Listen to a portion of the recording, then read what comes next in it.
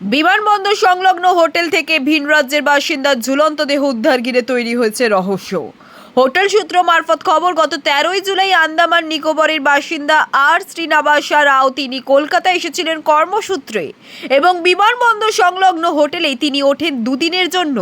হোটেলের room book করেছিলেন, 15 তারিখ চেক আউট করার কথা ছিল, কিন্তু চেক আউটের সময় পার হয়ে গেলেও তিনি চেক আউট করেননি। এরপরেই হোটেলের কর্মচারীরা দরজায় নক করলেও কোনো রকম সাড়া না মেলায় খবর যায় বিমানবন্দর থানায়। বিমানবন্দর থানার পুলিশ এসে দীর্ঘক্ষণ ধরে নক করে কোনো রকম সাড়া না মেলায় দরজা ভেঙে দেখে লাইলন দড়ির পাখার সঙ্গে বেশ বাঁধা খাটের ওপর বসা অবস্থায় মৃতদেহ উদ্ধার করে।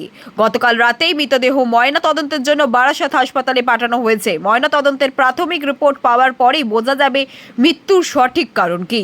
পরিবারকে পুলিশের পক্ষ থেকে খবর দেওয়া হয়েছে, তবে কি কারণে ভিন রাজ্যের বাসিন্দা হোটেলে আত্মহননের পথ বেছে নিলেন সে বিষয়ে তদন্ত করে দেখছে বিমানবন্দর থানার পুলিশ। একটি অস্বাভাবিক মৃত্যুর মামলা রুজু করে ঘটনায় তদন্ত নেমেছেন। পারিপার্শ্বিক তথ্য প্রমাণ অর্থাৎ মোবাইল ফোনটি বাজেয়াপ্ত করেছে তদন্তকারী আধিকারিকেরা।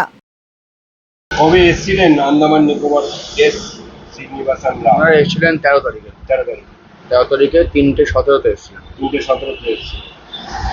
তারপরে কি অবস্থায় আপনারা দেখতে পেলেন? আমাদের যেহেতু ওনার গতকাল ওনার মেয়াদ শেষ হয়ে গেছে, 15 তারিখ 14 তারিখ কোনো বুকিং ছিল, কালকে মেয়াদ শেষ হয়ে গেছে।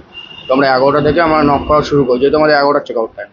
তো নক করা থেকে শুরু করে যখন দেখলাম যখন নক খুলছে না, তখন ভাবলাম একটা গেস্ট আছে 11:30 15:15টার মধ্যে চেক আউট করে, আমরা একটু ওয়েট করে যাই।